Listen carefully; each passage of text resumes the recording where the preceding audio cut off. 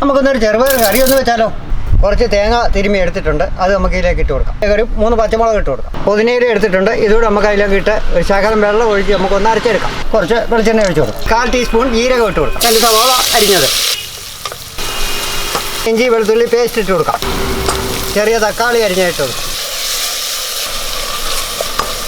അരച്ച് വെച്ചിരിക്കുന്ന പുതിനയും പച്ചമുളകും തേങ്ങായും കൂടി ഇതിലേക്ക് ചേർത്ത് കൊടുക്കാം. മഞ്ഞൾപ്പൊടി ഇട്ട് കൊടുക്കാം. മുളക് പൊടി, മല്ലിപ്പൊടി, ഗരം മസാല, 1/2 കപ്പ് ചെറുപയർ ഞാൻ എടുത്തിട്ടുണ്ട്, അത് നമുക്ക് ഇതിലേക്ക് ഇട്ട് കൊടുക്കാം. അതിന് ആവശ്യമായിട്ടുള്ള വെള്ളം ഒഴിച്ച് കൊടുക്കാം. ആവശ്യത്തിനുള്ള ഉപ്പ് കൂടി ഇട്ട് കൊടുക്കാം.